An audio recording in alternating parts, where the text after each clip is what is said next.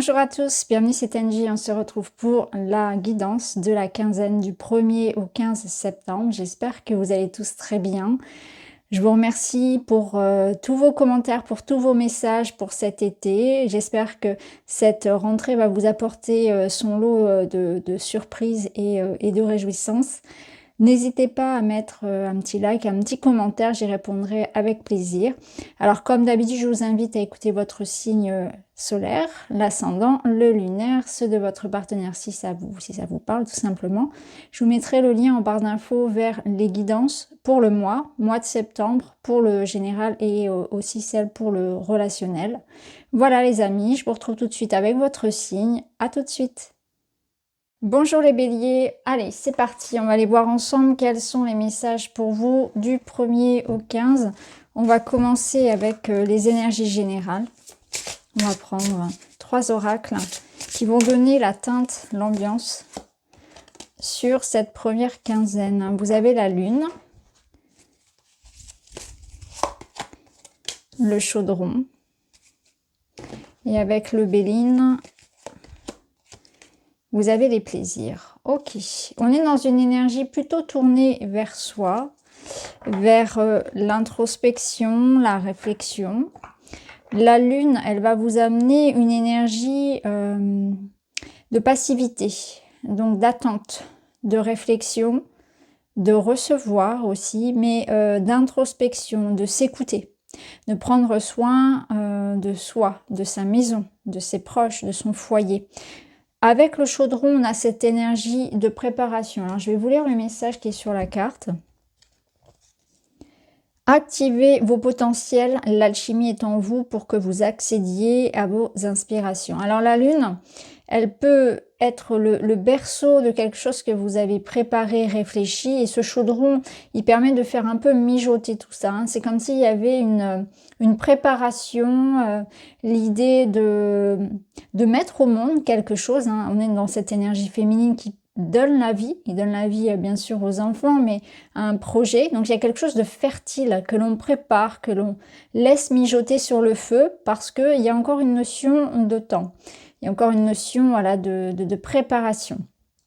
Les plaisirs, c'est une très belle carte qui va vous parler de joie, de divertissement et de réjouissance. Donc, une première quinzaine de septembre qui est tournée vers soi, les plaisirs, la préparation de projets qui tiennent à cœur, les retrouvailles, peut-être le fait de partager de bons moments, quelque chose que l'on a envie de célébrer ou quelque chose que l'on prépare peut-être à plusieurs, ou en tout cas on vous voit ici dans cette idée de voir un petit peu comment vous allez réussir à mettre en place quelque chose qui vous tient à cœur. Donc on part sur des nouveaux projets. Il y a cette notion de lenteur, d'attente et de patience, hein, toujours cette notion de mijotage qui est là, mais c'est quelque chose qui n'est pas anxieux, c'est pas une attente anxieuse, c'est un processus naturel. Et c'est aussi une très belle énergie là de fertilité. Alors on va aller voir avec d'autres cartes. On va aller voir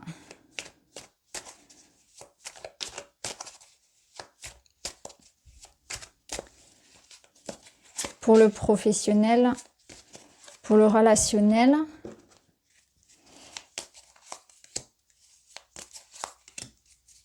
Mais on va aller voir d'abord votre défi de la semaine. Je vais reprendre le béline et avec le béline, on va aller regarder le défi pour cette quinzaine et le conseil, la clé. Quel est l'enjeu?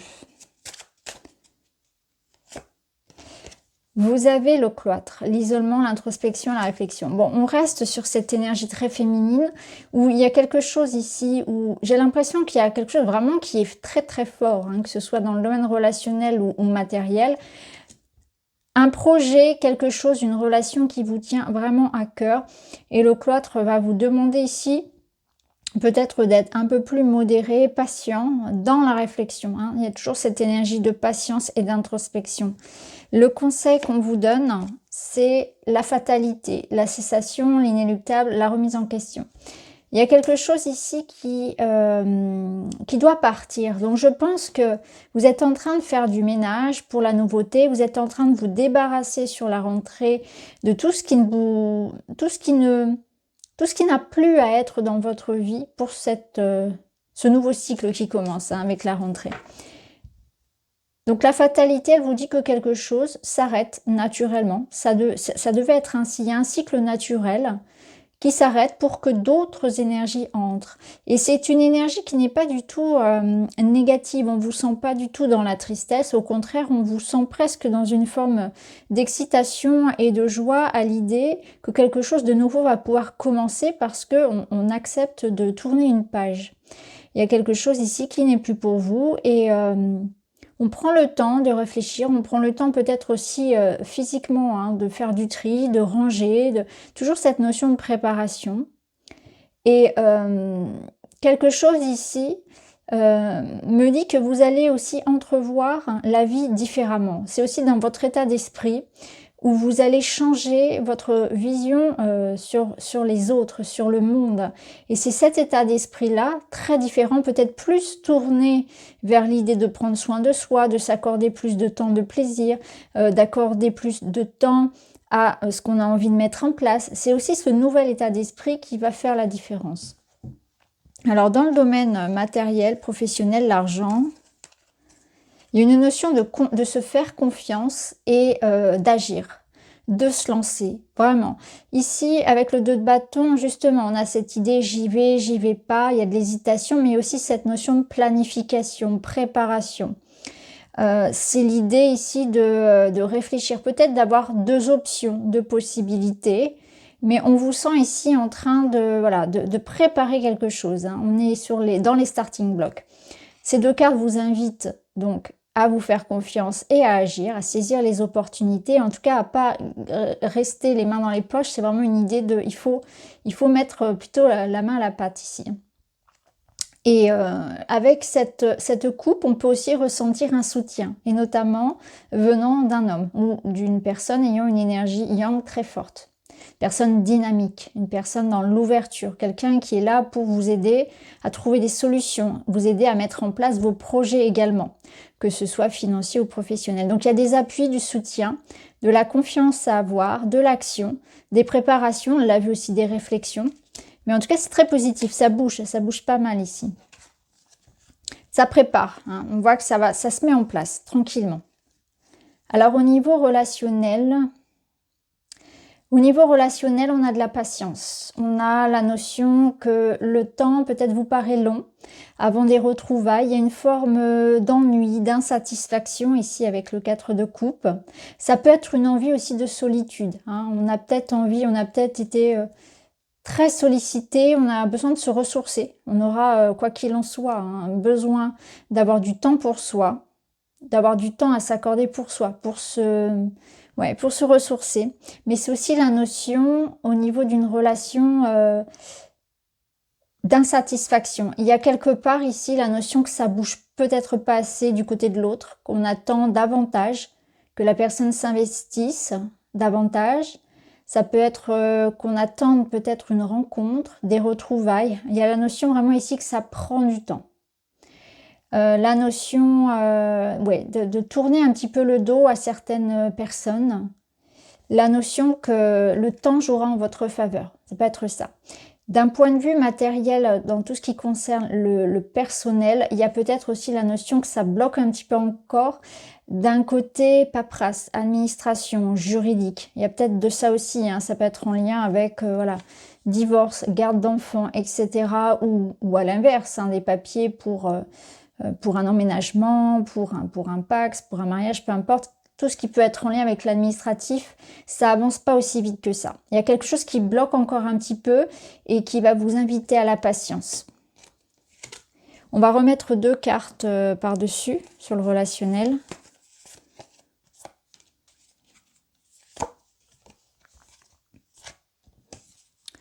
Ok, alors là, on a une forme d'instabilité.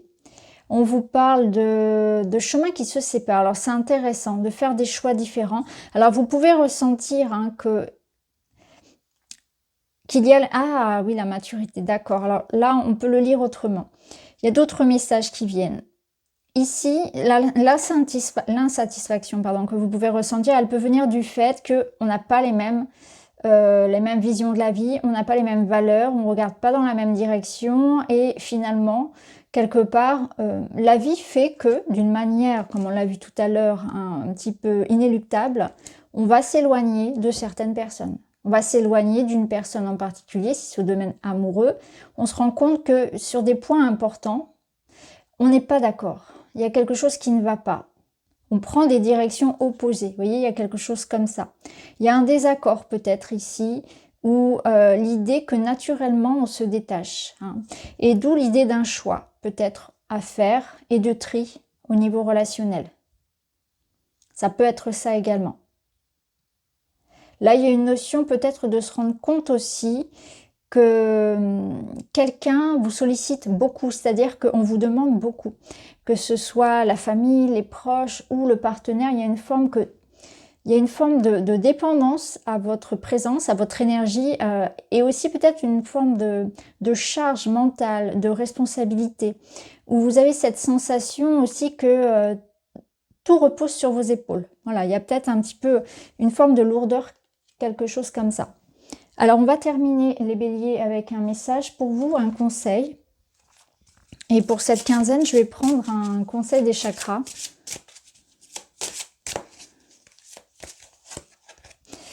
Vous avez le chakra du troisième œil qui vous dit « Je ne sais pas tout. Apprendre et approfondir sont essentiels à mon épanouissement. Même si je crois savoir, je reste ouvert aux enseignements qui peuvent me faire changer d'idée ou la nuancer. » Donc là, il y a une notion que les choses ne sont pas ce qu'elles sont, peut-être réellement. Vous pouvez aussi vous ouvrir à une forme de souplesse d'esprit parce que là, il y a une notion d'écouter, d'entendre, de voir les signes, peut-être de redirection encore une fois. Hein. Apprendre et approfondir sont essentiels à mon épanouissement. Il y a une notion aussi d'ego, de rester humble, d'humilité. Je pense qu'il y a une notion d'humilité et que on en apprend tous les jours et aussi on en apprend même de par exemple, en tant que parent, on en apprend auprès des enfants. On a à apprendre de n'importe qui, de toute situation. Voilà. Là, je dirais que la leçon, le conseil, ce serait de rester humble et de rester ouvert. Et que j'en reviens ici au conseil qu'on peut vous donner. Parfois, il faut aussi accepter de se faire aider. Il faut aussi accepter la critique, les remises en question qui peuvent être saines. Hein. Ça peut être des critiques saines, des conseils qu'on peut vous donner pour améliorer une situation. Donc voilà pour vous les béliers, j'espère que ça vous parle. N'hésitez pas à me dire en commentaire. Je vous remercie, je vous embrasse, à très vite.